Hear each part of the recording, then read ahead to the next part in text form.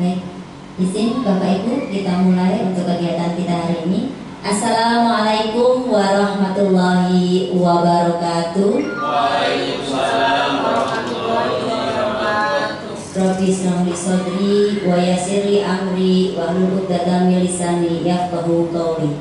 Allahumma faqihni fiddin wa 'allimni at-taqwa. Kepada yang terhormat Ibu Evi Dwi Astuti selaku Kepala Sekolah SD Al-Azhar Shifa di Jakarta, kepada Bapak Ibu guru tim ASKA ya, yang sangat luar biasa, terima kasih sudah berkenan hadir untuk kegiatan kita di hari ini. Baik Bapak Ibu, marilah untuk pertama-tamanya senantiasa kita memanjatkan puja dan puji syukur kita kepada Allah Subhanahu wa taala yang telah melimpahkan begitu banyak kenikmatan kepada kita. Ya, salah satunya adalah nikmat sehat, ya, sehingga kita bisa bertemu di sini, berkolaborasi bersama pada kegiatan kita di hari ini. Kedua, selawat serta salam senantiasa kita panjatkan juga kepada teladan kita Nabi Muhammad Sallallahu Alaihi Wasallam. Baik Bapak Ibu, izin dengan segala hormat dan rasa syukur kita pada hari ini berkenan hadir pada kegiatan desiminasi aksi nyata modul 1.4 budaya positif. Ini terkait dengan salah satu aksi nyata yang memang harus saya lakukan untuk selama melakukan pendidikan calon guru penggerak di angkatan yang ke-9. Alhamdulillah untuk Al-Azhar Shifa Budi Jakarta ini ada 3 dari SD 1, SMP 1, dan SMA 1. Jadi kita ada 3 dari Al-Azhar Shifa Budi Jakarta untuk tahun ini.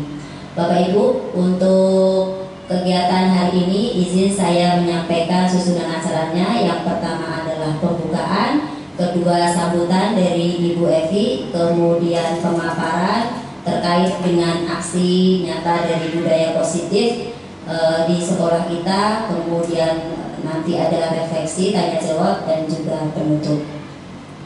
Baik Bapak Ibu, untuk kegiatan yang pertama adalah pembukaan. Sebelum pembukaan, izin saya berpantun sebentar ya, sudah saya buat ini. Baik. Duduk di meja sambil makan. Cantik. Duduk di kursi sambil makan. Pemandangannya rumput ilalang. Beribu terima kasih saya ucapkan kepada Bapak Ibu yang telah datang. Untuk membuka acara kita di hari ini, marilah kita sama-sama buka dengan bacaan basmalah bersama. Bismillahirrahmanirrahim. Untuk acara berikutnya akan disampaikan oleh Ibu Evi. Sambutan dari Ibu Evi selaku Kepala Sekolah dipersilakan.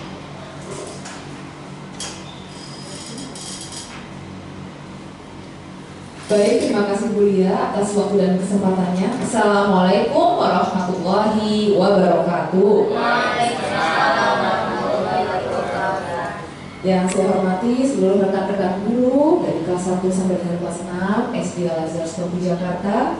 Alhamdulillah hari ini kita sama-sama diberikan kesempatan oleh Allah untuk bisa berkumpul, untuk bisa duduk bareng dengan Ibu Lia selaku calon guru penggerak angkatan ke-9 dalam kegiatan desiminasi modul 1.4 budaya positif. Alhamdulillahirrahmanirrahim, Bapak dan Ibu, sebetulnya kita harus banyak bersyukur dengan hadirnya Bu Lia sebagai calon guru penggerak, karena akan ada banyak informasi baru yang akan diberikan kepada kita untuk kita mendapatkan pemahaman-pemahaman baru terkait dengan pembelajaran. Salah satunya poin ini, budaya positif. Seperti apa sih budaya positif yang seharusnya kita terapkan di sekolah, baik dalam kegiatan pembelajaran ataupun misalnya dalam bentuk punishment atau hukuman. Hal seperti apa yang dampaknya bisa positif? Saya yakin Bapak dan Ibu dengan culture sekolah kita yang dibangun, di mana kita selalu menerapkan spiritualisasi pendidikan dalam setiap pembelajaran kita, Insya Allah dengan hal-hal tambahan ini, budaya positif akan semakin menguatkan kita dalam kegiatan pembelajaran, sehingga nantinya kita bisa membentuk anak-anak yang bukan hanya kompeten dalam akademik, tapi juga menjadi anak-anak yang punya karakter.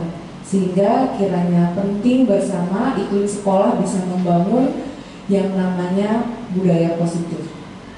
Tidak panjang yang saya ucapkan, mudah-mudahan kegiatan kita hari ini, diskusi bersama kita ya Bu Lia, kita bisa dapat saling berbagi informasi, saling berdiskusi, sehingga pemahaman-pemahaman baru yang kita dapatkan hari ini kita juga bisa sharing ke teman-teman guru yang lain yang hari ini belum bisa ikut berkesempatan hadir, dan yang utamanya adalah kita bisa praktekkan sebagai bentuk aksi nyata di sekolah kita tercinta ini.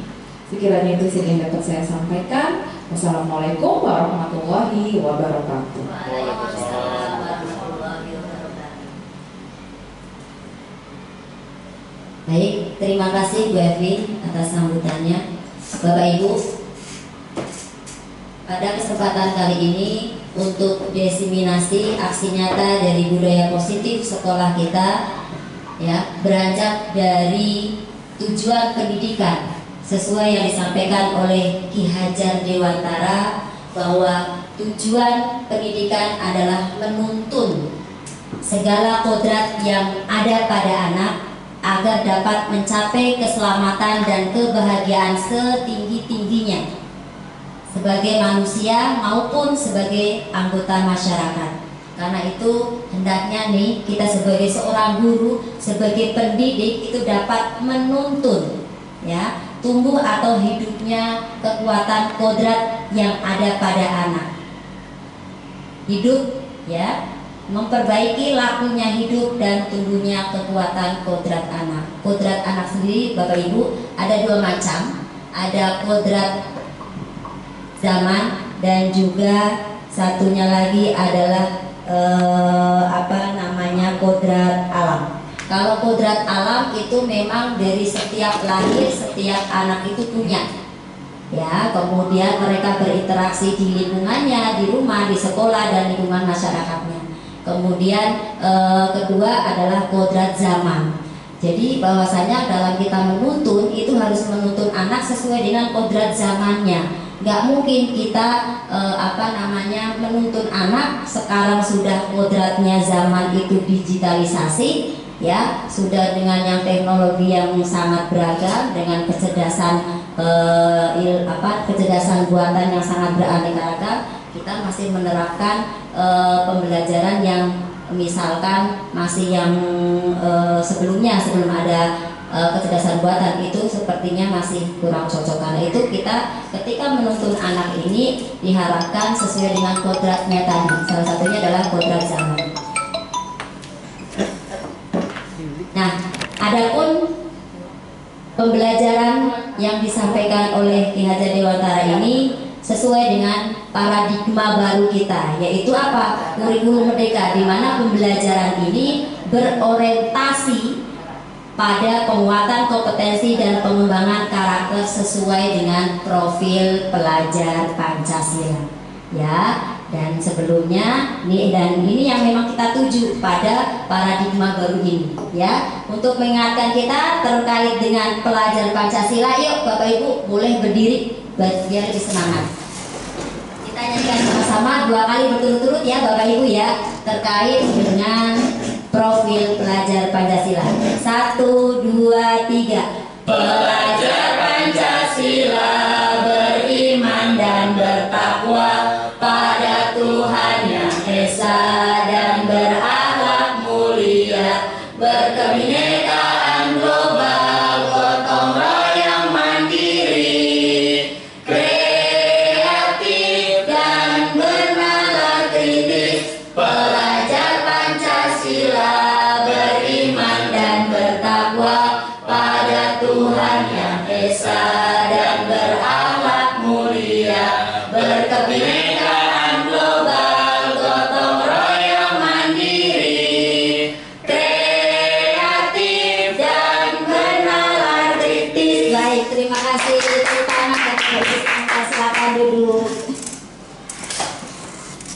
Baik Bapak Ibu. Ya, ini yang akan kita tuju. Nah, untuk bisa menuju ke sini, ke profil pelajar Pancasila, maka kita membutuhkan suatu lingkungan kondisi yang sangat kondusif, di mana setiap peserta didik ataupun warga sekolah dapat nyaman. Karena itu di dalam sekolah kita melakukan yang namanya budaya positif. Nah, apa itu budaya positif? Budaya positif di sekolah adalah nilai-nilai keyakinan dan kebiasaan-kebiasaan di sekolah yang berpihak pada murid, agar murid dapat berkembang menjadi pribadi yang kritis, penuh hormat, bertanggung jawab sesuai dengan profil pelajar Pancasila. Dan ini kita laksanakan bersama-sama secara kolaboratif di sekolah, di lingkungan sekolah. Dan Bapak Ibu ya. Nah, pada hari ini untuk budaya-budaya positif yang ada di pemaparan ini terkait konsep intinya adalah perubahan paradigma belajar, kemudian disiplin positif, nilai-nilai kebajikan, kebutuhan dasar manusia, motivasi perilaku manusia, posisi kontrol guru. Nih, posisi kita di mana nih nanti? Ya, kemudian keyakinan kelas dan segitiga restitusi. Ini yang ada di konsep inti pada budaya positif ya. Nah, budaya positif sendiri merupakan perwujudan dari nilai-nilai atau keyakinan universal secara umum ya Bapak Ibu ya, yang diterapkan di sekolah. Dan ini diawali dengan adanya perubahan paradigma. Jadi budaya positif ini kita awali dengan perubahan paradigma tentang teori kontrol ya, bahwa mungkin selama ini kita menganggap bahwa kita sebagai guru itu memiliki kewajiban mengontrol perilaku siswa agar memiliki perilaku sesuai dengan yang kita harapkan sebagai guru. Nah, inilah yang mungkin sedikit harus kita rubah ya. Nah, itulah terkait dengan paradigma perubahan tadi. Sekarang sebelum ke apa itu tadi teori kontrol, kita akan coba berkegiatan. Coba Bapak Ibu nih ya, misalkan Bapak adalah yang A ya, guru yang A. Tugas Bapak nih ya, Anda adalah A, tugas Bapak mengepalkan salah satu tangan Bapak ya. Anggap bahwa di tangan Bapak ini Bapak menyimpan sesuatu yang sangat berharga ya. Ibu menyimpan sesuatu yang sangat berharga ya kan, ada di dalam kepala Bapak Ibu. Kemudian rekan Bapak Ibu yang ada di samping itu mencoba merayu Bapak ya, mengintimidasi, merayu, menghadik, membujuk, menggelitik dan sebagainya yang dia lakukan, usahakan agar Bapak itu mau membuka kepala tangannya. Boleh dipraktekkan Pak? Maju. Maju boleh. Silahkan Pak Farhan. Kalau Pak Aris langsung dibuka kepala. Siapa yang mau? Silakan. Maju Pak Farhan. Pak Aris yang dikepalkan dulu nih. Pak Aris. Mau nggak Pak Aris? Itu buka tangannya Pak Aris, saya kasih 10 juta. Mau. Gampang banget ya. Pak Aris Gak mau, gak mau. Gak mau Pak Aris. Yang lain ada nggak? Yang lebih ada masih ada nggak di Kotak kantong? B, kotak B. Pak Aris mau kantong kanan, kantong Kantong kiri. kiri. Kantong kiri berapa? Tisu Pak Aris. Saya pilih kotak A aja. Oke. Kotak putih. Zong. Silakan kotak A dibuka.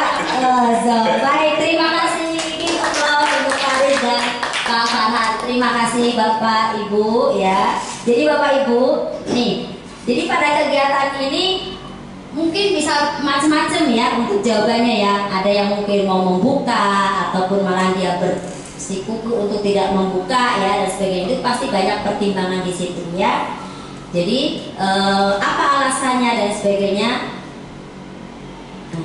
Mungkin pertanyaan 1 dan pertanyaan 2 itu mungkin bisa bervariasi ya. Ada yang bersedia membuka, kemudian ada juga yang tadi ya kayak Pak Aris diberi 10 juta tetap saja dipertahankan, padahal hanya gini doang 10 juta ya. Nah, jadi tergantung dari bapak dan ibu nantinya. Adapun pertanyaan yang ketiga, siapakah yang sesungguhnya memegang kontrol Bapak Ibu dalam hal ini?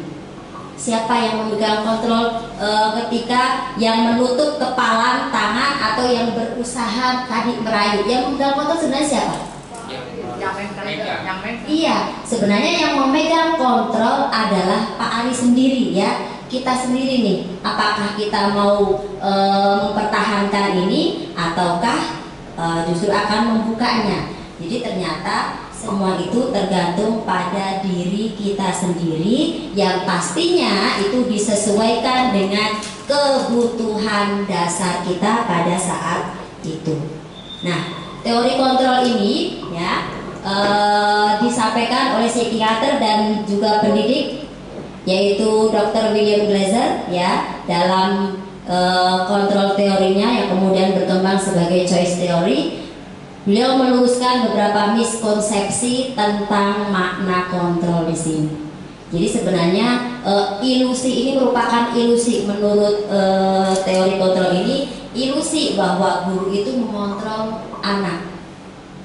Padahal kenyataannya bukan kita mengontrol anak, tapi anak itu mau rela untuk mengikuti atau dikontrol oleh murid, ya, ya, jadi oleh guru, ya. Jadi dalam hal ini itu merupakan suatu ilusi. Guru di sini, ya, bukan mengontrol murid, tapi sebenarnya adalah murid yang merelakan atau mau untuk dikontrol oleh guru. Begitu pula untuk yang ilusi bahwa semua penguatan positif, efektif, dan bermanfaat. Efektif mungkin pada saat itu, ya. Tapi nanti kalau misalkan dilakukan seterusnya, misalkan dengan penghargaan dan lain sebagainya, justru terkadang itu memberikan anak sebuah apa tuh ya, ketergantungan, ya Bapak Ibu ya. Kemudian ilusi bahwa kritik dan membuat orang merasa bersalah itu dapat menguatkan karakter, ya. Belum pasti, belum tentu, karena bisa jadi dengan kritikan tersebut ya tidak membuat anak itu menjadi apa tuh namanya daya juang yang tinggi. Terkadang justru anak ini memiliki emosi-emosi yang bisa muncul secara negatif, ya kan. Makanya ada kejadian misalkan di tengah jalan ada bapak ibu gurunya dicegat sama muridnya misalkan, ya. Jadi itu karena muncul dari kritikan-kritikan yang mungkin tidak sesuai menurut murid tadi. Kemudian ilusi bahwa orang dewasa memiliki hak untuk memaksa. Ini sebenarnya adalah ilusi Bapak Ibu. Ya, ini yang harus kita luruskan bersama. Nah, dalam hal ini kita akan mengubah nih paradigma stimulus respon ke pendekatan kontrol. Yang tadi kita bawa ke pendekatan kontrol, yaitu di sini ada apa? Ada stimulus respon dan juga teori kontrolnya. Misalkan ini realitasnya kita memiliki kebutuhan yang sama, stimulus responnya. Teori kontrolnya, realitinya kita punya kebutuhan yang berbeda. Setiap individu itu pasti punya kebutuhan yang berbeda. Realitanya ketika kita ada di kelas, kita anggap semuanya anak itu sama. Kemudian semua orang melihat hal yang sama. Teori kontrolnya, setiap orang memiliki gambaran yang berbeda. Menurut saya nih, tulisan saya sudah rapi, sudah bagus. Tapi menurut teori kontrol, dilihat dari segi pandang Pak Aris misalkan, oh itu sangat tidak sesuai, itu ya Bapak Ibu ya. Kemudian ada juga nih, perilaku buruk dilihat sebagai suatu kesalahan. Padahal bisa jadi nih dari melakukan suatu kesalahan itu ternyata dia ada tujuannya yang bisa saja itu ternyata bermanfaat.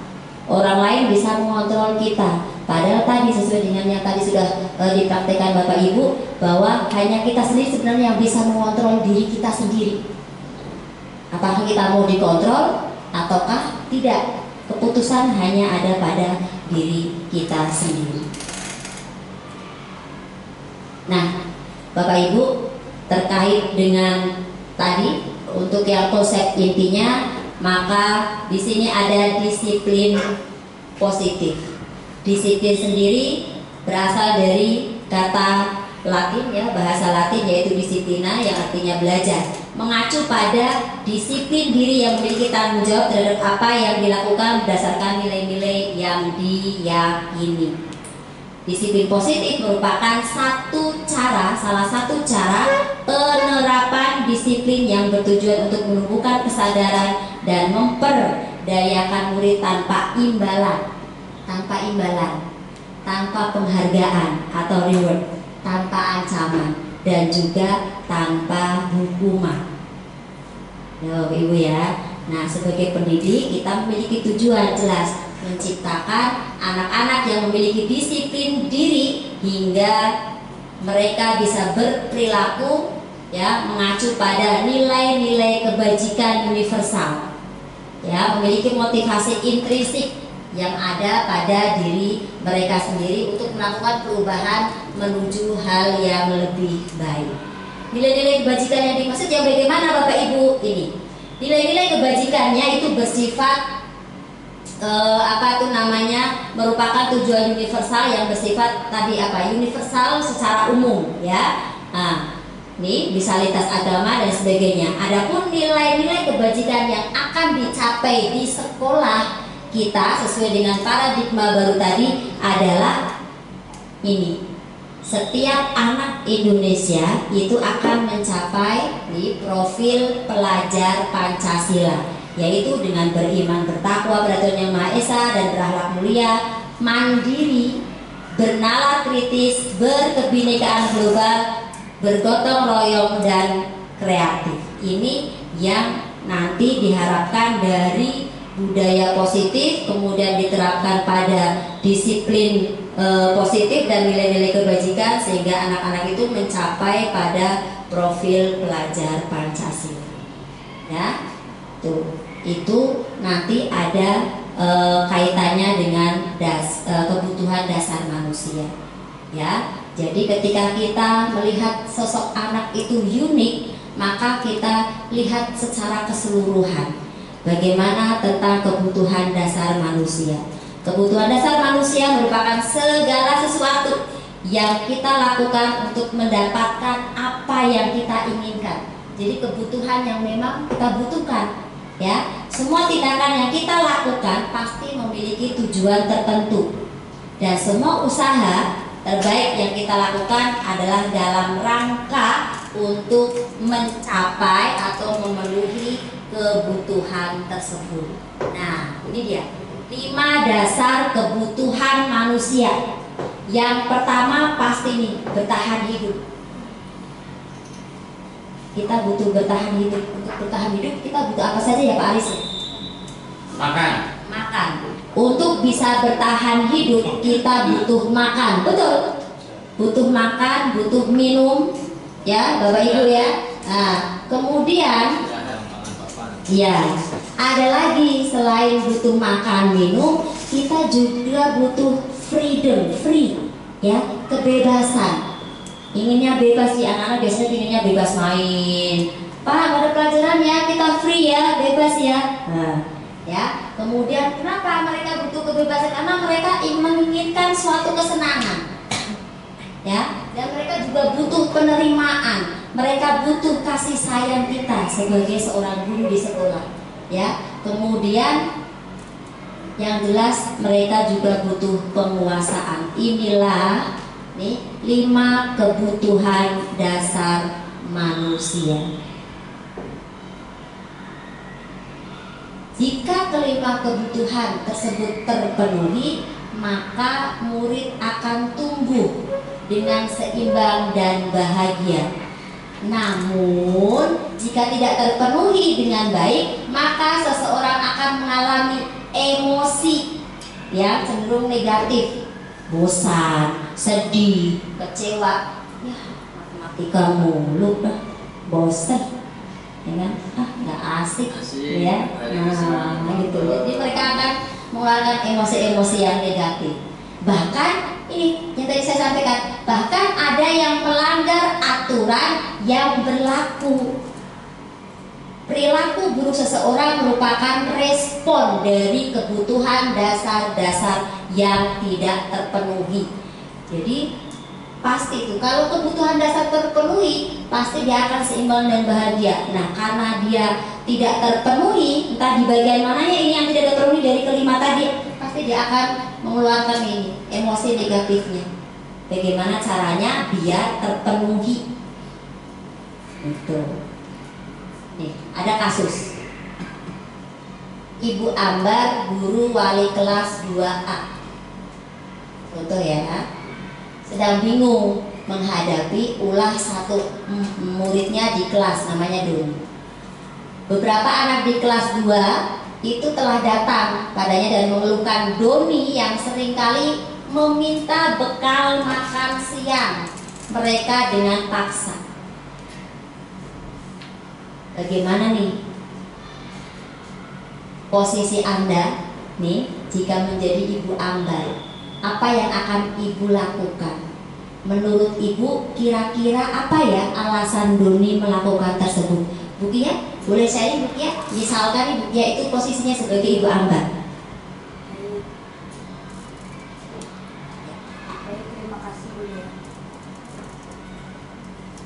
Baik, terima kasih Bu Lia. Jika posisi saya sebagai Ibu Ambar, saya akan mencoba memanggil Doni dan menanyakan, kenapa kok bisa kamu meminta bekal makan siang temannya? Apa mungkin bekalnya kurang? Atau mungkin dia tidak membawa dan lain sebagainya? Ada cara yang harus seperti itu. Terima kasih. Baik, terima kasih Bu Kia. Tepuk tangan buat Bu Kia. Oh, luar biasa. Bu Kia ini memang seorang wali kelas yang sangat perhatian ya dalam hal ini. Jika Bu Kia ini sebagai Ibu Ambar, ya, ya. Jadi merujuk dari situasi. Terima kasih Bu Kia, ya. Sebagai seorang wali kelas mungkin pendekatannya bisa beda-beda ya. Salah satunya seperti yang tadi Bu Kia sampaikan. Merujuk pada situasi yang sedang dihadapi oleh Ibu Ambar tadi, maka memang kita konteksnya itu menegakkan disiplin positif. Ya. Ibu Ambar memang betul tadi Bu Kia, sebaiknya itu mencari tahu apa nih alasan Doni melakukan tindakan tersebut, ya kan? Agar nih mengetahui kebutuhan dasar mana nih yang tadi Doni ini belum penuhi dari kelima kebutuhan dasar tadi. Apakah dia memang tidak membawa bekal, ataukah memang bekalnya itu kurang, ya kan? Nah, ditanya terlebih dahulu, mencari kebutuhan mana nih? Kalau misalkan terkait dengan kebutuhan dasar, Doni itu pasti lapar kan? Dan orang tuanya misalkan ternyata dia tidak membawa bekal makanan buat Doni, sehingga dia tadi memaksa makan, meminta bekal makan dari temannya. Kalau misalkan dia ternyata cinta butuh nih apa tuh namanya kebutuhan dasar yang tidak terpenuhi adalah di bagian ini, cinta dan kasih sayang dari orang lain. Nah, Doni lapar dan orang tuanya tidak membawa bekal, membawakan bekal makan siang. Jadi dia merasa tidak diperhatikan, tidak mendapat perhatian yang lainnya. Dia mungkin melihat teman-temannya dibawakan bekal dari mamahnya, dari orang tuanya, kok saya nggak dibawain bekal ya? Berarti apakah saya nggak disayang? Nah, jadi seperti itu. Jadi mungkin itu yang dia merasa miss di situ atau kurang di situ ya. Atau bisa juga dia merasa ingin menguasai, dia merasa hebat, ya, sehingga temannya itu jadi takut dan menuruti semua kemauannya. Jadi berarti ternyata dia butuh penguasaan, pengakuan, ya, bahwa dia itu patut ditakuti, ya, dia mau menguasai semuanya. Nah, itu Bapak Ibu. Jadi terkait dengan kasus tersebut, memang kita sebagai seorang guru harus tahu dulu nih kebutuhan dasar apa nih yang tidak terpenuhi. ya, si anak ini kok berantem ya dengan temannya. Nah, cari tahu dulu nih, bagian mana ini, apakah dia yang bagian penguasaan ataukah memang dia butuh perhatian, ya kan? Seperti itu. Jadi memang sebagai seorang guru tuh banyak sekali ternyata yang harus diperhatikan ya Pak Jun ya. Oke. Baik Bapak Ibu. Nah, terkait dengan kebutuhan dasar manusia tadi yang memang harus terpenuhi agar bisa hidup bahagia dan seimbang, maka kita perlu mengetahui adanya motivasi perilaku manusia.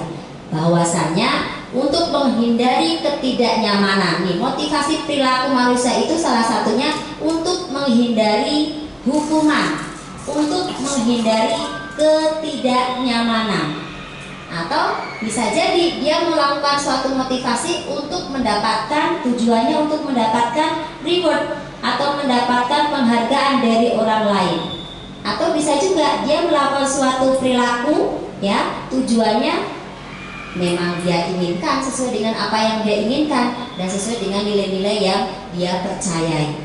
Nah, kalau kita perhatikan baik yang poin 1 sama poin 2 itu berarti terkait dengan motivasi secara luar ya, karena dipengaruhi oleh faktor-faktor luar. Tapi kalau di sini dia sudah percaya diri, dia sudah dapat menghargai diri sendiri bahwa dia punya nilai-nilai yang sesuai yang mereka percayai, sehingga berarti ini diharapkan anak-anak kita itu memiliki suatu motivasi perilaku sesuai dengan apa yang mereka inginkan dan yang mereka percayai. Seperti itu Bapak Ibu, monggo lo boleh sambil minum Pak Aris, Pak Farhan, Pak Effendi. Baik, Bapak Ibu, kita lanjut untuk hukuman penghargaan dan restitusi. Ini nih, sebagai seorang guru, sebagai seorang pendidik yang harus kita telaah bersama-sama ini. Hukuman, penghargaan, restitusi untuk dapat mencapai disiplin positif, budaya positif di sekolah kita. Hukuman yang pertama, hukuman itu dia sifatnya tidak terencana, tiba-tiba, tidak terencana, tiba-tiba. Bu Yayu, Yayu misalkan, Yayu, mana PR-nya? Apa Bu? Langsung keluar. Siap Bu. Keluar, jangan di luar. Siap. Ya. Itu berarti suatu hukuman ya, Bapak Ibu ya. Mohon maaf Yayu. Ya, kenapa? Dia tidak terencana dan sifatnya tiba-tiba. Murid tidak tahu apa yang akan terjadi nantinya atau siapa saja yang dilibatkan, itu murid tidak tahu. Kemudian dia hanya bersifat satu arah saja, ya, dari gurunya saja, ya, ataupun misalkan kalau di rumah dengan orang tuanya saja, satu arah saja, itu hukuman. Kemudian ini sebenarnya efeknya lama, jangka lama. Berefeknya itu akan dikenangnya itu lama. Ya, saya dulu waktu masih kelas 1 dihukum sama Bu Yayu, saya disuruh keluar karena nggak mengerjakan PR. Ya Bu Yayu ya, kemarin ketemu alumni Bu Yayu, ya, yang mau menyekolahkan anaknya di sini. Nah, yang diingat Bu Yayu, saya masih ingat loh doa mau makan keluar kalau di kamar mandi, saya masih ingat loh dari yang SKU itu loh Bu Yayu. Jadi diingat, hal-hal tersebut itu diingat sampai sekarang, ya Bapak Ibu ya. Nah itu jangkanya itu lama kalau dia adalah hukuman. Ada lagi konsekuensi. Konsekuensi itu sifatnya terencana, disepakati sesuai dengan peraturan kesepakatan. Misalkan murid dengan anak-anak kita di kelas dengan kita nih guru, ya. Jadi itu disepakati bersama. Murid mereka tetap dibuat tidak nyaman, ya. Di konsekuensi tetap murid dibuat tidak nyaman. Apalagi jika tidak sesuai dengan tadi peraturan tadi, ya. Sikap guru selalu memonitor murid. Jadi siapa hari ini yang tidak mengerjakan PR?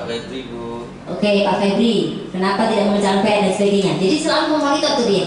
Kalau dia dikonsekuensi, ya. Kemudian berefek lebih singkat, ya. Dan ini karena terencana, jadi sudah tahu nih. Kalau misalkan Pak Febri nih tidak mengerjakan PR, dia udah tahu nih konsekuensinya. Oh, saya harus pulang di akhir waktu, ya, untuk mengerjakan tugas terlebih dahulu. Dia udah tahu tuh konsekuensinya. Aturannya seperti itu. Karena sesuai dengan kesepakatan. Itu ya, Bapak Ibu. Kemudian ada satu lagi yaitu restitusi. Di mana restitusi ini suatu proses, ya, menciptakan kondisi bagi murid untuk memperbaiki kesalahannya.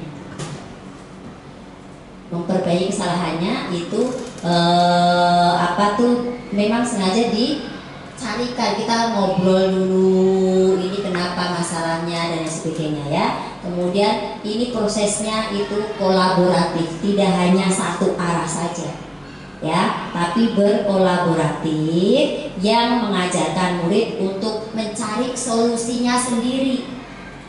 Jadi dia mencari solusinya sendiri yang memang menurut dia mau lakukan perubahan untuk yang lebih baik lagi.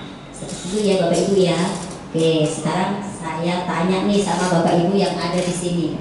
Bapak Ibu sebagai pendidik di sini, sebagai guru di sini, peran mana nih yang sering Bapak lakukan? Pak Asad coba. Baik, terima kasih Mulia. Pada dasarnya ada hukuman, kemudian konsekuensi, kemudian ada restitusi, ya. Pada dasarnya kita di dalam keseharian, di dalam pembelajaran tergantung situasi dan kondisinya. Ya, kadang kita akan melaksanakan restitusi juga. Ya, tergantung pada peserta didiknya, ya. Maksudnya ini perlu ada perbaikan untuk kedepannya agar dia istilahnya lebih baik. Karena apa? Dengan adanya kesalahan yang dilakukan peserta didik itu menjadi pengalaman juga bagi dirinya bahwa setiap keburukan itu memandangnya juga kita harus ada sisi positifnya karena akan ada perubahan yang akan dilakukan oleh peserta didik. Mungkin itu seperti itu, ya. Terima kasih. Baik, terima kasih, sudah bagus banget ya Pak Asyar, ya. Oke, terima kasih Pak Asyar, ya. Jadi memang lebih baiknya kita melihat situasi kondisi yang ada pada saat tersebut, gitu ya. Baik. Nah, ini Bapak Ibu terkait dengan hubungan antara hukuman, konsekuensi, dan restitusi, ya. Ini hukuman, ya. Kemudian ini disiplin. Kenapa disebut dengan identitas gagal? Karena ternyata memiliki efek yang negatif. Di hasil akhirnya itu dia negatif, ya. Sesuatu yang menyakitkan harus terjadi. Dan itu dikenang bisa jadi sepanjang hayat yang dikenal negatifnya. Padahal mungkin maksud dari kita sebagai seorang pendidik untuk mendisiplinkan anak, ya. Tapi ternyata yang diterima oleh anak itu beda, ya. Dia merasa tidak nyaman. Kemudian dia merasa menjadi korban, tidak mendapatkan keadilan. Dia merasa tersakiti, sehingga dapat mengeluarkan ini, timbul nih perilaku pasif agresif semakin meningkat. Sistem tidak akan berjalan bila murid tidak takut. Ada mungkin sebagian guru yang memang saya senang banget nih kalau saya jadi guru yang sangat ditakut, ya, tak boleh takuti oleh murid-muridnya, jadi sehingga semua anak-anak itu patuh semuanya. Nah, bisa jadi seperti itu, ada mungkin yang seperti itu, ya, tapi di sekolah menjauh di sana, ya Bapak Ibu, ya. Kemudian nih peraturan adalah kamu ya harus ikut aturan saya ini, kamu harus itu.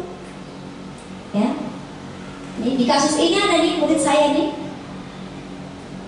Pokoknya di rumah ya harus saya yang dituruti. Saya bilang ya saya suruh pulang, kembali ke rumah, ya kembali ke rumah. Anaknya Bapak Ibu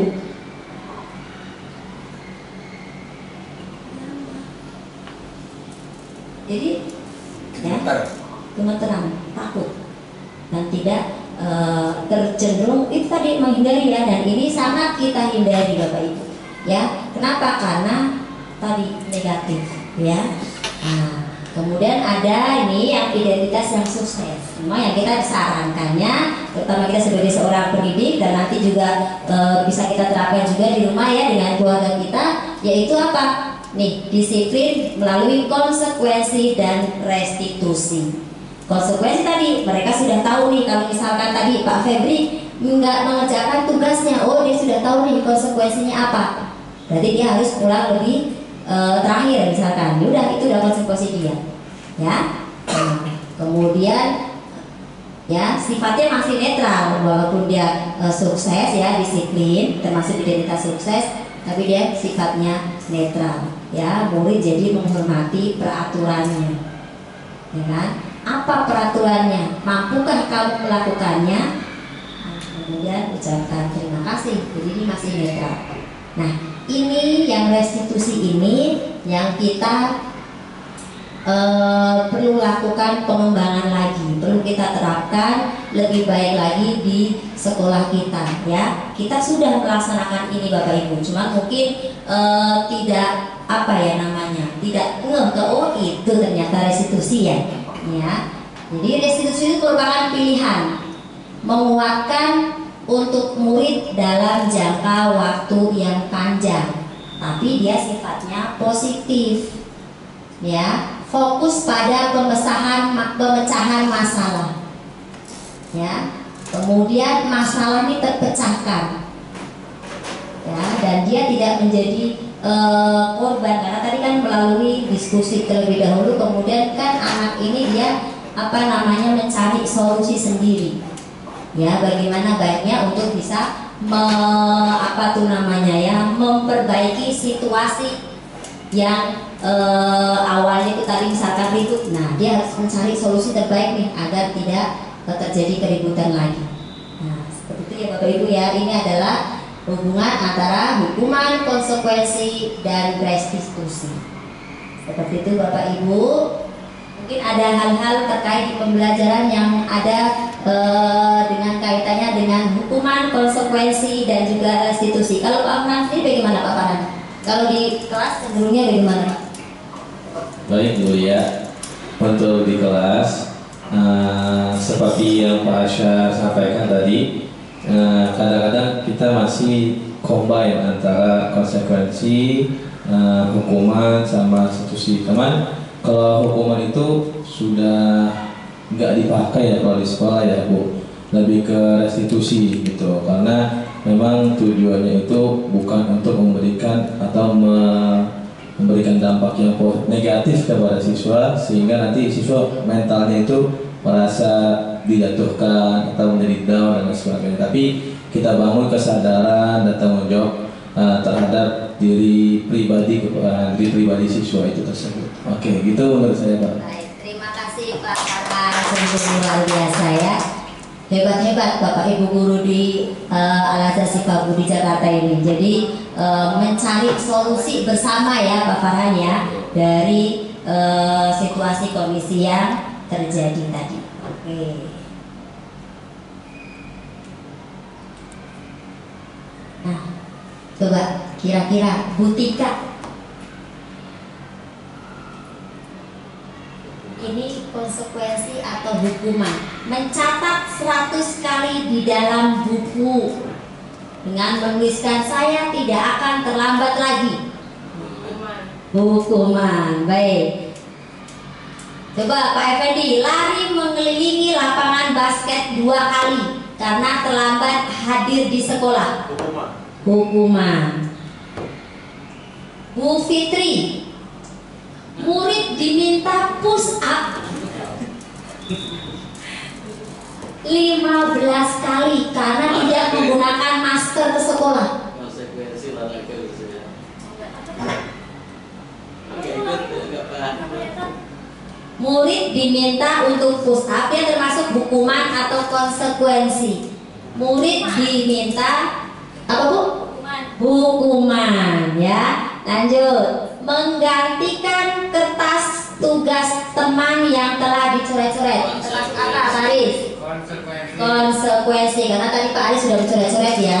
Nah, jadi harus diganti. Oke, membersihkan tumpahan air di meja karena tersenggol saat belajar. Pak Jun?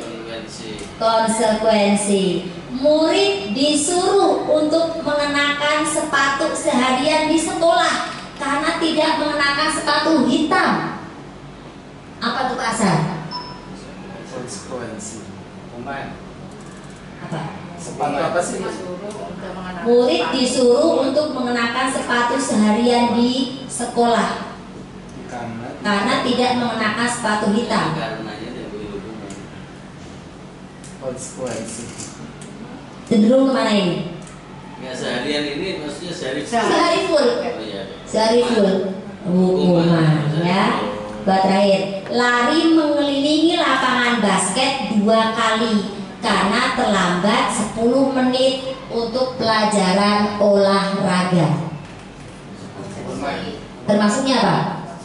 Konsekuensi ya, karena bisa jadi karena dia terlambat, yang lainnya sudah melakukan pemanasan. Bisa jadi Pak Naufal nih sebagai guru olahraga meminta yang tadi terlambat ini untuk melakukan pemanasan melalui tadi nih, ya kan? Mengelilingi lapangan sekolah sekaligus dia sudah melakukan pemanasan. Itu ya Bapak Ibu ya, ini terkait dengan hukuman, konsekuensi dan restitusi ya. Ada hal-hal baru yang memang harus kita perbaiki dari informasi-informasi ya. Kita sudah berliterasi, belajar dari ternyata ada yang memang harus kita perbaiki untuk kelas kita ya, untuk peserta didik kita. Oke. Nah, terkait dengan tadi ada restitusi, ada kontrol ya. Tadi ada di depan di awal ada teori kontrol, bahwa kita itu melakukan suatu miskonsepsi bahwa kita itu bisa mengontrol, sebagai seorang guru bisa mengontrol murid. Padahal ya si murid sendiri nih yang punya apa namanya ya, mau dikontrol, mau mengikuti atau tidak ya. Semua tergantung pada tadi yang kalau di permainan tadi yang mengepalkan ya, apa dia mau melepaskan atau tetap mengepalkan ya. Nah di sini ada 5 posisi nih yang kita harus pelajari lebih lagi nih Bapak Ibu. 5 posisi kontrol guru. Yang pertama penghukum, kemudian pembuat merasa bersalah, kemudian teman. Ada lagi dia posisi kontrolnya sebagai pemantau, dan ada lagi di sini posisi kontrol gurunya sebagai manajer. Kita nanti ada di posisi mana nih untuk posisi kontrol dari guru. Ini termasuknya yang penghukum ya Bapak Ibu ya. Terlihat ya, cukup jelas ya. Penghukum. Nih, guru menghadik, menunjuk-nunjuk. Kamu tuh udah salah. Kalau salah, guru bilang salah, ya salah. Udah, kamu udah salah. Ya. Ya. Menghadik. Selamat datang Bu Siti. Ya. Kita masih di 5 posisi kontrol Ibu Siti ya. Ada yang sebagai penghukum, pembuat orang merasa bersalah, sebagai teman atau sebagai pemantau, dan juga manajer. Nih, kalau sebagai seorang guru nih dengan posisi kontrolnya adalah penghukum, dia tadi menunjuk-nunjuk. Bagaimana perasaan Bapak Ibu nih kalau misalkan Bapak Ibu di posisi anak yang ditunjuk-tunjuk, dihadik, bagaimana perasaan Tika? Sakit hati. pergi juga gitu. Karena di rumah juga mungkin anak tidak pernah ditunjuk seperti itu dengan orang tuanya gitu. Tapi kenapa kalau di sekolah perlu ditunjuk gitu sama gurunya? Terima kasih Bu Tika. Iya ya Bapak Ibu ya. Jadi merasa jelas merasa sedih, ya kan? Tersakiti, ya. Pokoknya nggak nyaman lah. Perasaan kita tidak nyaman. Kemudian dia guru juga berkata, kalau kamu tidak melakukannya, awas ya. Rasakan. Sehingga apa hasilnya? Hasilnya yang ada memberontak, menyalahkan orang lain, berbohong, bermanipulasi. Dari hal tersebut akhirnya, ya, bagaimana dia caranya si murid ini biar dia tidak ditunjuk-tunjuk lagi, tidak dihadik lagi, ya tadi dengan berbohong, bermanipulatif dan lain sebagainya. Ya. Maka nih murid nih kaitannya dengan dunia yang berkualitas. Murid itu meletakkan guru itu di luar dunia berkualitas, ya. Murid akan berkata, biarkan saja, nanti juga marah-marah lagi. Udah dengerin aja. Sehingga dampaknya, ya, karena ini berulang-berulang, ya udah akhirnya anak mengulangi kesalahan lagi. Udah dengerin aja. Ya, seperti itu. Kemudian kalau misalkan guru nih pembuat orang merasa bersalah, guru berceramah dan mengatakan seharusnya kamu begini-begini, ibu kecewa, ibu jadi merasa kecewa, kamu nggak mengerjakan ini, nanti akhirnya guru ditegur sama kepala sekolah.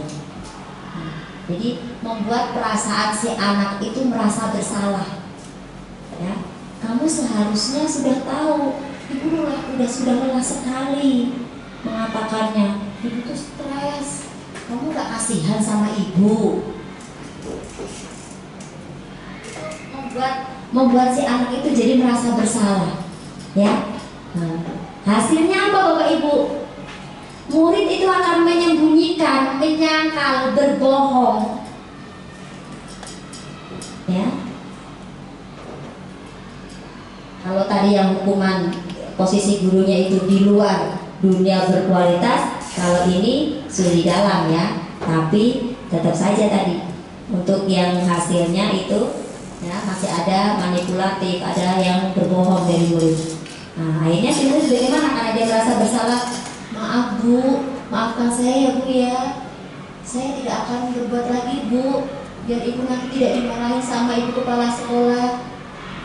Ya, seperti itu. Nah, dan akhirnya apa? Membuat anak ini merasa rendah diri, karena selalu dia yang disalahin, salahnya di dia terus, ya. Ini merasa dia disalahin terus, seperti itu. Pembelajaran nggak berjalan lancar karena dia aja terus, gitu. Jadi merasa rendah diri anaknya ini, ya. Kemudian jika posisi guru kita sebagai teman, ya, dimana di sini mengharapkan imbalan atau ketergantungan pada orang lain. Nih, posisinya sebagai teman, guru melakukan apa? Membuatkan alasan-alasan untuk muridnya. Contoh, ayolah lakukan demi ibu. Kan kamu murid ibu yang sangat rajin, misalkan, ya. Masa kamu tidak mau? Ingat, ibu tidak masa kamu tidak mau? Ingat,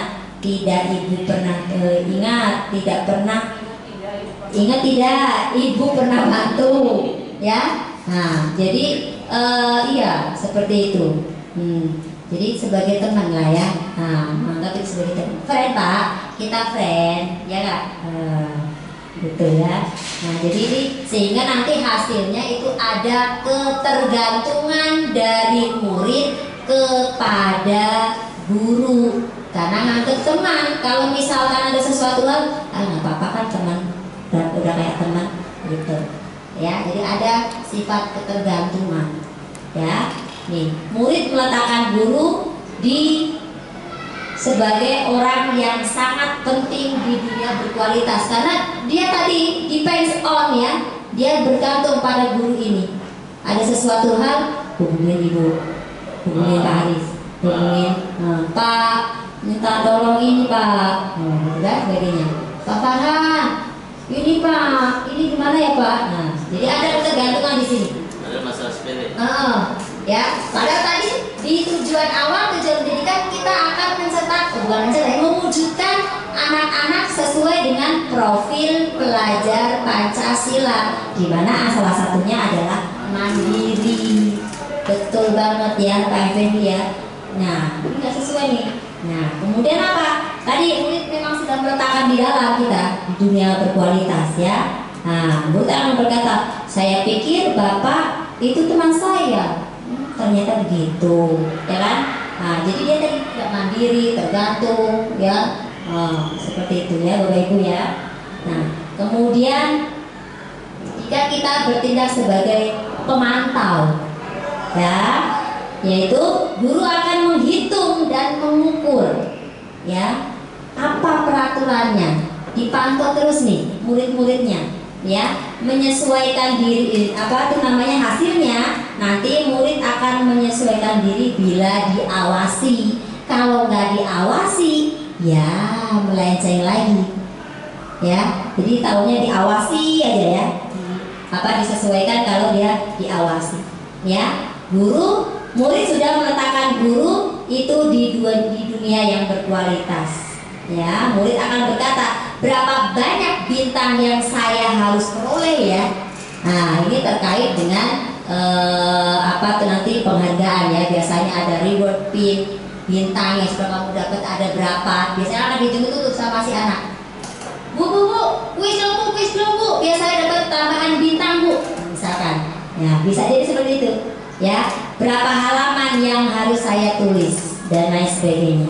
Nah, di sini ya dampak pada muridnya adalah menitik beratkan pada sanksi atau hadiah untuk dirinya si murid tadi. Kalau dia sesuai dengan peraturan nanti akan dapat reward, dapat poin, dapat bintang misalkan, dapat stiker bintang dan lain sebagainya. Nah, yang terakhir adalah posisi manajer, di mana murid itu menghargai diri sendiri. Ya, guru akan berbuat mengajukan pertanyaan-pertanyaan. Kenapa Pak Effendi bisa datang terlambat? Ada apa? Ada yang bisa memberi batu, misalkan ya. Nah, apa yang sudah kita yakini sebelumnya? Kalau Pak Effendi datang terlambat, berarti apakah ada hal yang tidak sesuai dengan yang keyakinan yang sudah kita sepakati atau diyakini? Gitu kan? Nah, diajak ngobrol. Nah, untuk apa? Untuk memperbaiki masalah. Tujuannya apa? Untuk menguatkan pribadi dia, ya, sehingga nanti dia dengan sendirinya akan mengeluarkan apa namanya solusi. Bagaimana caranya agar saya ini bisa memperbaiki keadaan saya nih, biar nggak terlambat. Berarti saya harus bagaimana ya?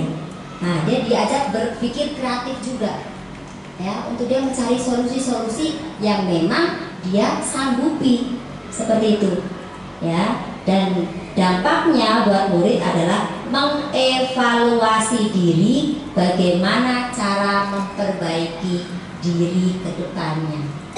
Nah, ini 5 kontrol posisi kita sebagai guru. Sekarang saya minta ini sharing saja ya Bapak Ibu ya. Pak Febri, sekiranya yang paling sering Bapak lakukan untuk di kelas, posisi mana yang paling sering Bapak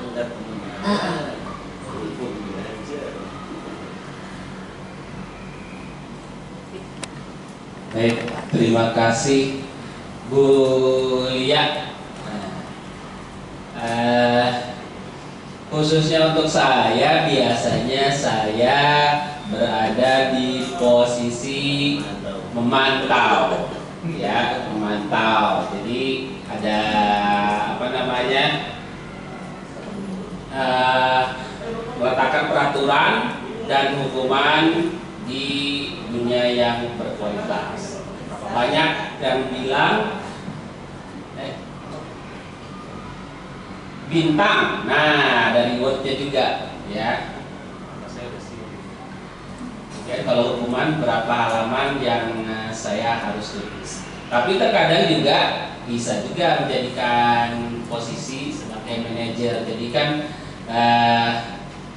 dengan anak-anak diajak untuk berdiskusi, mencari solusi dari hal yang mereka lakukan atau hal yang terjadi atau problem di kelas gitu. Itu Bu ya, mohon maaf ya. Baik, tepuk tangan buat Pak Febri. Terima kasih Pak Febri. Bu Pak Effendi, mohon maaf. Apa nih yang paling sering Bapak lakukan nih? Posisi kontrol mana nih yang paling sering Bapak lakukan di kelas? Ya, kalau saya sendiri paling senang ya itu berada di posisi manajer, karena di posisi inilah kita bisa eksplorasi ya apa isi pemikiran anak-anak, bagaimana tujuan mereka, apa yang mereka inginkan, dan ternyata mereka sendiri juga bisa membangun sebuah solusi yang terbaik untuk diri mereka masing-masing, karena tadi ya beranjak dari kebutuhan tiap peserta didik yang berbeda-beda. Mungkin itu aja Bu. Iya, terima kasih. Baik, terima kasih Pak Effendi. Baik Bapak Ibu, nih ya posisi kita. Nah, memang posisi idealnya adalah kita sebagai manajer, ya, di mana guru bisa berbuat sesuatu bersama murid, mempersilahkan murid mempertanggungjawabkan perilakunya, ya, kemudian mendukung, menemukan solusi dari permasalahannya sendiri. Posisi manajer mengacu pada restitusi yang dapat menjadikan murid sebagai manajer bagi dirinya sendiri, bisa mengatur dirinya sendiri, sehingga nantinya diharapkan tercipta identitas diri sesuai dengan nilai yang ingin dicapainya. Itu ya Bapak Ibu ya. Jadi kita perbaiki bersama-sama. Kalaupun misalkan sebelumnya sudah melaksanakan seringnya itu sebagai kontrol penghukum, oh berarti saya harus melakukan perbaikan juga nih untuk kedepannya. Ya, karena tadi ada efeknya yang ternyata negatif ini dan dibawa sepanjang hidup dari murid kita nantinya. Coba nih posisinya nih berdasarkan 5 kontrol tadi. Bu Evi silahkan. Sekiranya siapa ini sebagai manajer kah, sebagai penghukum kah, atau pembuat bersalah dan sebagainya. Dari 5 kontrol tadi Bu Evi. Saya kecewa sekali dengan ini berarti penghukum ya Bu ya. Boleh lihat slide sebelumnya boleh? Lupa ada 5. Oh iya. Ada penghukum, pembuat merasa bersalah, teman, pemantau, dan manajer. Tadi berarti pembuat orang merasa bersalah. Kamu tidak pernah benar melakukannya. Nah ini berarti maksudnya ke penghukum. Ayolah lakukan demi Bapak dan Ibu. Nah itu tadi yang seperti bisa teman. Jadi tidak, jadi bergantung. Apakah kamu mendapatkan stiker bintang? Ini yang minta reward terus. Berarti apa nih? Pemantau ya. Bagaimana kamu bisa menyelesaikan masalah ini? Berarti sudah manajer. Kamu selalu yang paling terakhir. Ini penghukum. Itu ya. Jadi dari 5 kontrol posisi kita sebagai seorang guru, kita bisa menempatkan sebenarnya yang biasanya kita lakukan itu di bagian mana ini? Apa di bagian penghukum yang paling sering, ataukah yang membuat anak merasa bersalah, membuat merasa bersalah, ataukah yang sebagai teman, pemantau, atau justru sudah manajer nih selama ini, ya? Nah, itu ya Bapak Ibu ya. Nah, hal tadi itu ada kaitannya dengan keyakinan kelas, Bapak Ibu. Ya, jadi memang dalam suatu kelas itu ada perlu namanya keyakinan. Mengapa bukan peraturan ya? Kok kenapa pakainya keyakinan ya? Nah, kenapa? Karena keyakinan kelas adalah nilai-nilai atau prinsip-prinsip universal umum yang disepakati bersama secara universal, terlepas dari perbedaan suku, agama, negara, bahasa dan sebagainya. Ya, dan nilai-nilai kebajikan bahwa menekankan pada keyakinan seseorang akan lebih memotivasi orang dari dalam secara intrinsik. Kalau dari luar kan cenderungnya harus ada apa gitu kan, reward dan sebagainya. Nah, ini keyakinan kelas itu diharapkan anak-anak itu punya motivasi dari dalam sendiri, sehingga dia akan lebih tergerak dan bersemangat untuk menjalankan keyakinannya daripada hanya sekedar mengikuti serangkaian peraturan tertulis. Ya, jadi ada dua nih Bapak Ibu nih, ya. Jadi budaya positif di sekolah kita ini, ya, itu dengan menciptakan lingkungan yang positif. Untuk bisa menciptakan lingkungan yang positif itu dari kelas dulu nih. Di kelas kita buat keyakinan kelas dulu nih.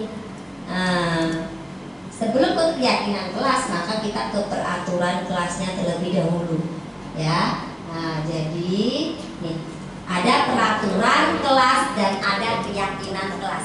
Kalau keyakinan kelas itu nilai-nilai kebajikan yang sifatnya masih umum, universal, berbeda dengan peraturan kelas. Di dalam kelas tidak boleh makan dan minum. Peraturan atau keyakinan, Bapak Ibu? Peraturan. Kita harus menghormati sesama teman. Peraturan atau keyakinan, Bapak Ibu? Kita harus keyakinan, ya, masih bersifat umum. Nah, sedangkan Bapak Ibu, manakah yang merupakan keyakinan dan manakah yang merupakan peraturan kelas? Ini judulnya kesepakatan kelas semuanya. Kesepakatan kelas. Datang tepat waktu, mengucapkan salam, menjaga kebersihan sekolah, berdoa sebelum dan sesudah kegiatan, aktif dalam pembelajaran, tertib. Kesepakatan kelas. Yang satu lagi, kami guru dan murid yang saling menyayangi. Kami hadir kami murid yang semangat belajar. Kami murid yang peduli dengan teman-teman. Mana yang merupakan keyakinan Bapak Ibu? Yang kanan atau yang kiri? Yang merupakan keyakinan yang mana? Ada yang kanan, ada yang kiri. Kanan.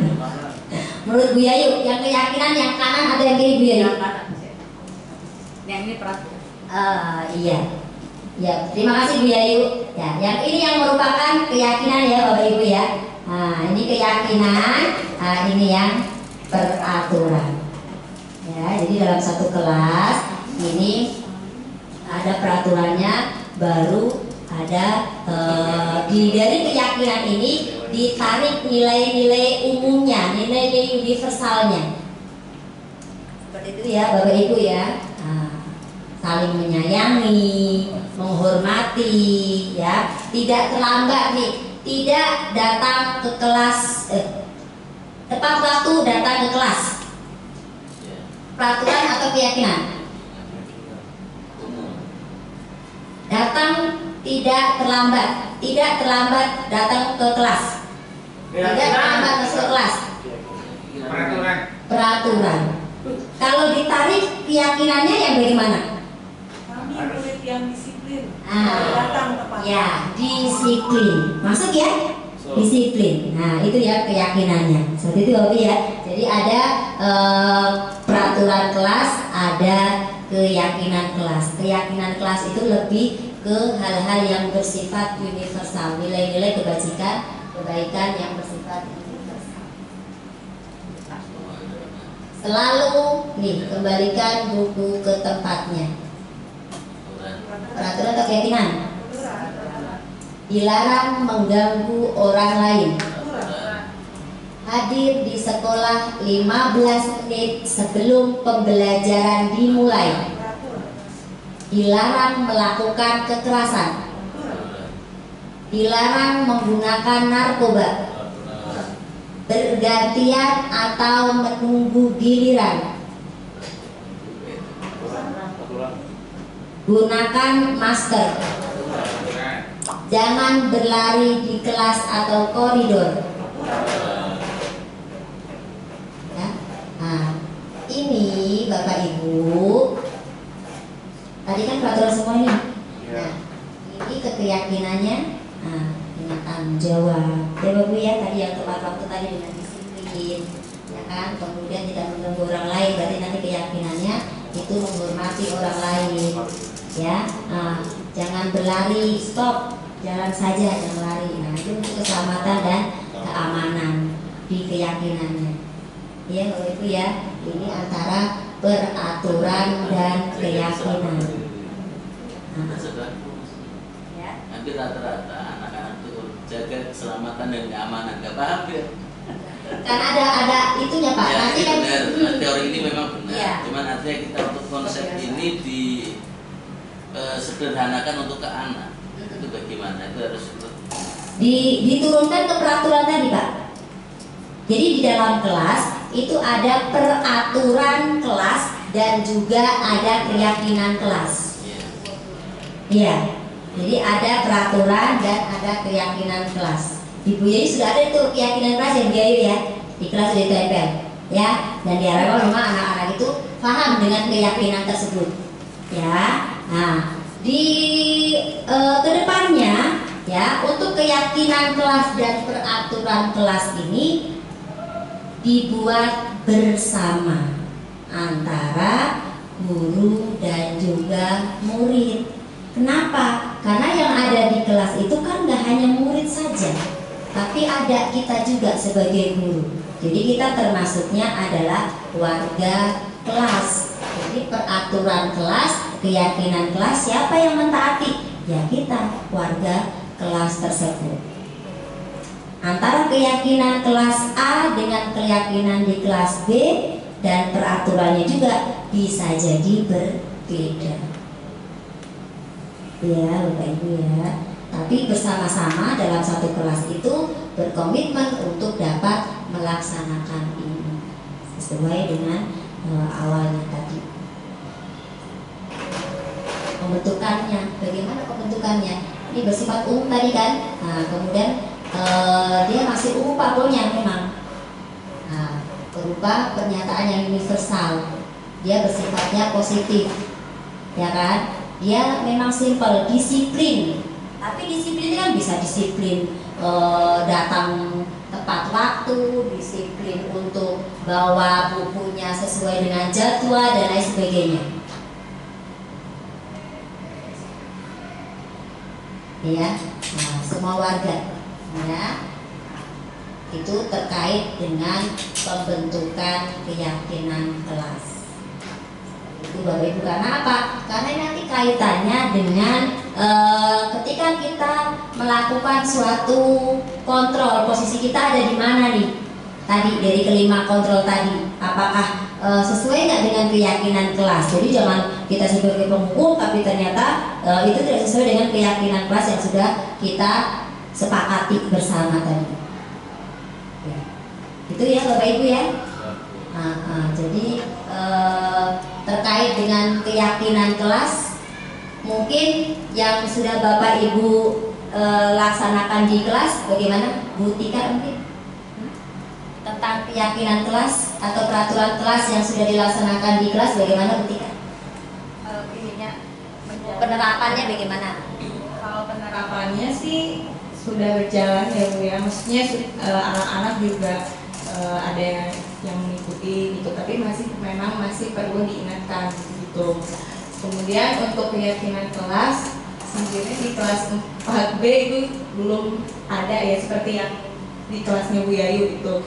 Untuk kedepannya nanti insya Allah akan dibuatkan ya Bu. Baik Bapak Ibu.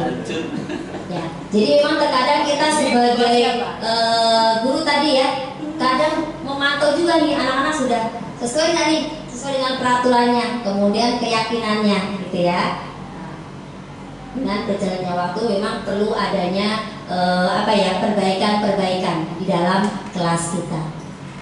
Oke, baik Bapak Ibu, terkait dengan teori kontrol, kemudian posisi kita, kemudian ada di mana posisi kita, kemudian ada lagi juga tentang disiplin ya. Ini semuanya terkait dengan budaya positif di sekolah yang akan kita tuju, sehingga anak-anak ini merasa nyaman di sekolah. Mereka merasa tidak terintimidasi. Ya, mereka tidak deg-degan untuk belajar matematika. Mereka se-enjoy untuk belajar dengan Pak Aris. Mereka senang banget nih harus kalau belajar dengan Pak Farhan.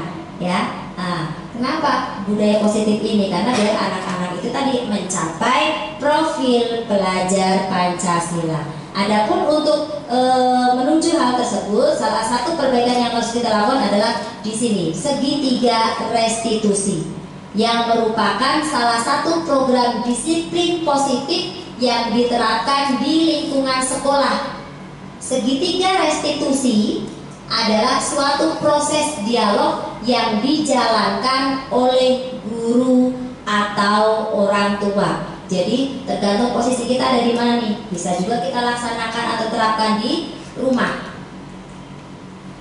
agar dapat menghasilkan murid yang mandiri dan bertanggung jawab. Segitiga restitusi, di mana dia yang pertama adalah menstabilkan identitas, kemudian validasi tindakan yang salah, kemudian menanyakan keyakinan. Menstabilkan identitas. Guru berkata, berbuat salah itu adalah hal yang manusiawi, hal yang wajar. Jadi kita sampaikan seperti itu. Tidak ada manusia yang sempurna kok, malaikat saja yang sempurna. Bapak Ibu juga pernah melakukan suatu kesalahan. Nah, karena itu kita pasti bisa menyelesaikan masalah ini. Ya, Bapak Ibu tidak akan mencari nih siapa yang salah, siapa yang benar. Ya, dan bisa juga Bapak Ibu lebih tertarik untuk menyelesaikan masalah ini.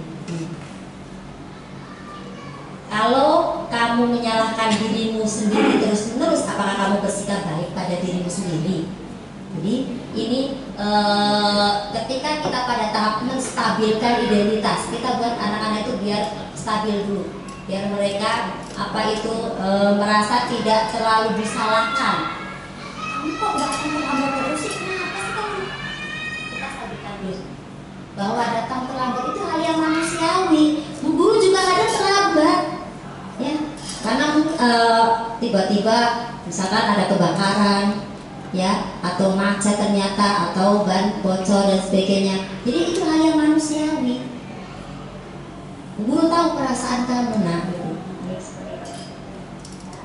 Kemudian pada validasi tindakan yang salah, nih, membantu murid mengenal basic kebutuhan dasarnya. Tadi yang 5 kebutuhan dasar tadi kita terapkan di sini nih.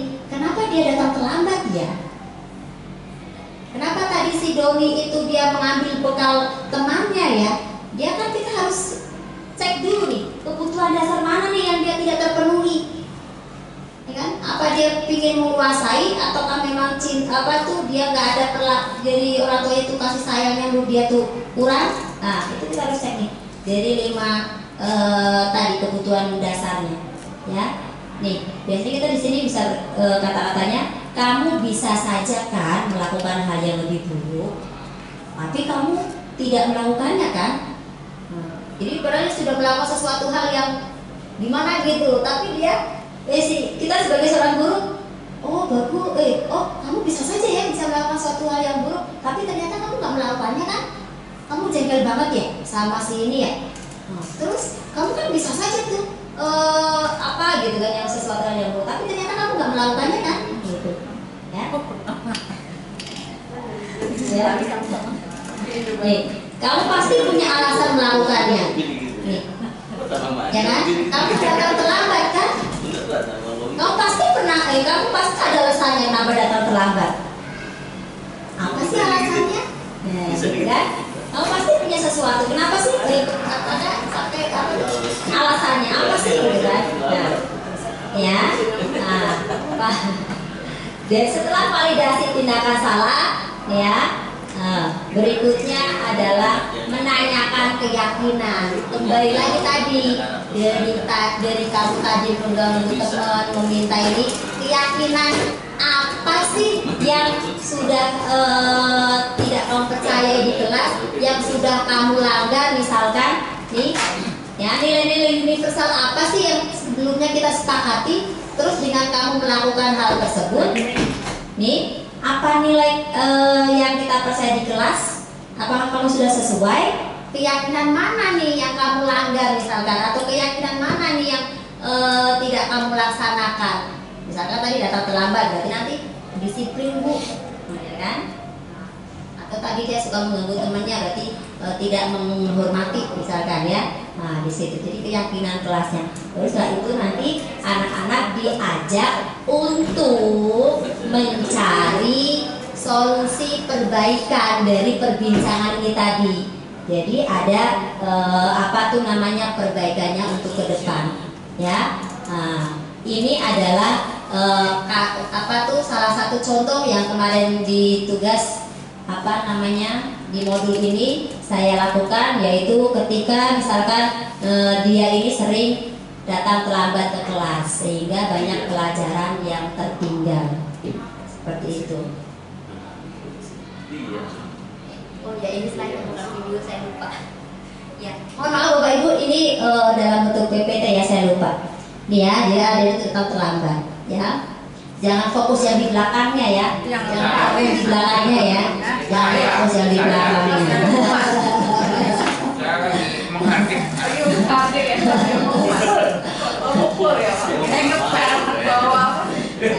Oke, nah ini ya salah satu. Jadi kita tadi identitas dulu, bisa bikin identitas. Kuliah marah-marah. Enggak Pak. Itu sebenarnya melihat itu ya teks ya, ya, apa sehingga dapat solusi bagaimana agar dia tidak datang terlambat seperti itu. Itu ini ya Bapak Ibu ya. Baik, mungkin ada hal-hal terkait dengan dari sebelum terima kasih, mungkin ada terkait dengan restitusi. Sudah itu ya Bapak Ibu ya, kita perbaiki bersama. Kita pasti sudah melakukan itu Bapak Ibu, cuma tidak tahu tentang restitusinya. Oh itu ternyata begitu ya Bapak Ibu ya. Baik, terima kasih banyak. Alhamdulillah. Jadi di endingnya Bapak Ibu ya, disiplin positif, budaya positif yang ada di sekolah ini, kita harus berkolaborasi. Dengan apa? Kita mulai dari kelas kita, peraturannya, keyakinannya, kemudian baru nanti ke seluruh warga sekolah ya. Diharapkan itu kita betul-betul bisa melaksanakan budaya positif sehingga disiplin positif ini akan terlaksana, mengalir dengan sendirinya ya, tanpa ada paksaan dan lain sebagainya. Seperti itu ya Bapak Ibu, dan terima kasih sekali ya Allah telah hadir, telah menyempatkan pada kesempatan hari ini. Sekiranya mungkin ada testimoni atau ada saran masukan dari Bapak Ibu terkait dengan hal-hal yang tadi saya sampaikan, dipersilakan. Bu Siti silakan jika ada hal-hal yang Pak Jun, monggo Pak Jun.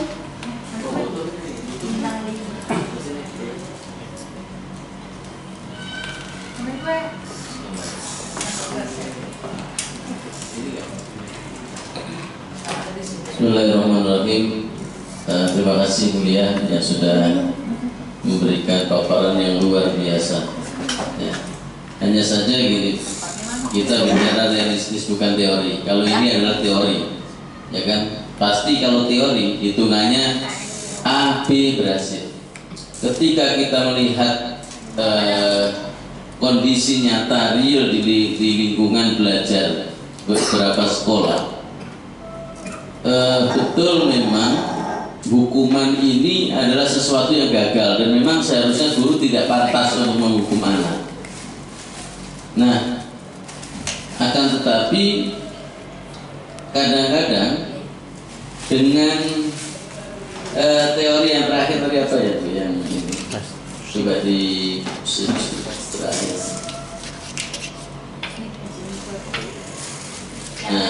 Nah, validasi tindakan yang salah ini kadang-kadang ketika ini butuh batasan kalau menurut saya pribadi. Kenapa? Karena ketika kita tidak ada batasan sejauh mana tindakan seorang peserta didik ini kadang-kala mengakibatkan santai aja kan bapak guru nggak marah ini besok lagi gitu kan. Nah artinya ini kalau menurut saya ada standarisasi memang anak-anak yang memang sudah punya apa namanya batin yang memang hati yang memang sudah standar.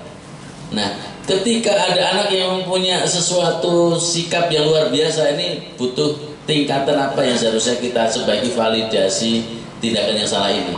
Sejak batasannya zaman apakah kita tingkatkan menuju apa atau mungkin tetap sesuai standarisasi ini. Ini teori.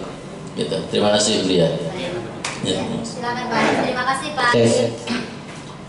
Saya nggak beda jauh sama yang disampaikan Pak Jun, tapi ada beberapa yang perlu saya sampaikan pribadi gitu ya. Kalau diikutin dari tadi Bulia itu menyampaikannya tuh enak ya, rasanya tuh terhadap anak itu gampang dirubah seperti berubah air aja mengalir kan. Padahal kalau kita rasakan ya, kalau kita sebagai pengajar jadi itu kan kita udah gregetan banget ke anaknya ya, dan anaknya itu kayaknya santai-santai aja ya. Dari kelima hukuman tadi misalnya ada penghukum, ada pengutuk, kontrol ya. Tadi kebanyakan yang dulu itu sebagai teman ya, manajer. Iya sebagai manajer. Tapi menurut saya itu kayaknya kelima itu perlu dilakukan juga. Ya sebenarnya ya, bukan cuman pemantau atau manajer saja, tapi penghukum. Tapi kita juga lihat anaknya, kalau kita lihat anak-anaknya seperti yang cantik-cantik kita hardik juga kan nggak pantas ya. Ya kita lihat aja kalau kita sebagai teman halus gitu, padahal kita tuh anak itu santai. Oh iya seperti dibilang Pak tadi, gurunya nggak marah ini ya besok berbuat yang lebih hebat lagi gitu. Ya misal hari ini nendang kaki, oh Pak guru nggak marah nendang kaki, besok nendang perut gitu. Oh perut kok nggak ada yang marahin, nggak ada yang menghukum. Oh besok pukul kepala nih ya. Makin lama kalau kita perhatikan, kalau kita nggak ada hukuman yang setimpal, ya makin lama mungkin sampai keluar darah gitu. Ya mudah-mudahan kalau sampai kelima-limanya ini menurut saya masih butuh. Yang kedua, kalau dilihat berbagai macam peristiwa ya di sekolah manapun pasti ada ya. Padahal di sekolah kan cuman adanya BK ya. Ya mungkin tugasnya juga BK bukan diserahkan ke BK semua, guru-guru juga kan pasti menangani ya. Cuman mungkin perlu ada wadah lain mungkin menurut saya, wadah lain selain BK. Mungkin apalah namanya, mungkin perlu seperti komunitas apa gitu ya. Jadi mungkin bertambahnya permasalahan di sekolah. Kalau dari zaman saya kan dulu adanya BK ya, kalau kita udah BP itu udah takut. Sekarang BP malah gak ditakutin. Mungkin ada perlu wadah lain ya, selain BK yang menangani hal-hal seperti itu. Mungkin yang lebih tajam atau lebih pedes ngomongnya begitu. Ya, Bulia mungkin ini bisa sebagai catatan aja. Mungkin yang di PHBK juga mungkin harus lebih keras lagi ya. Tidak berjalan sesuai buku. Kalau ada kesalahan ini, catat buku-buku 1, 2, 3. Mungkin harus lebih tegas lagi gitu. Itu aja, terima kasih. Bulia. Terima kasih Pak Aris, Pak Jun, Bapak Ibu semuanya. Terima kasih sekali Bapak Ibu untuk kegiatan kita di hari ini. Semua diskusi, masukan dengan kita bertemu di hari ini, ternyata banyak sekali hal-hal, kasus-kasus yang memang terkait dengan keseharian kita sebagai seorang guru. Ya Bapak Ibu, semoga dengan kegiatan ini kita semakin baik lagi dalam pembelajaran, dan anak-anak juga merasa senang ya dengan kita, dan juga penyelesaian ataupun masalah-masalah itu bisa diselesaikan dengan baik. Baik Bapak Ibu, sebelum saya akhiri, yuk kita pekikan kemerdekaan bersama. Yuk. Merdeka! Merdeka! Merdeka! Merdeka! Allahu Akbar! Baik, terima kasih sekali Bapak Ibu. Sekian dari saya. Mohon maaf jika ada kesalahan. Billahi taufiq wal hidayah. Assalamualaikum warahmatullahi wabarakatuh.